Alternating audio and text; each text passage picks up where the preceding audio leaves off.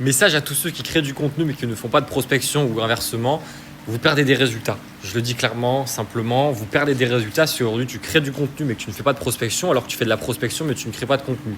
Les deux en fait sont extrêmement complémentaires, c'est-à-dire que la création de contenu ça va permettre de créer une audience, de l'éduquer et ensuite cette audience une fois qu'elle est créée et éduquée, ton setter, donc avec la partie prospection, peut ensuite la contacter.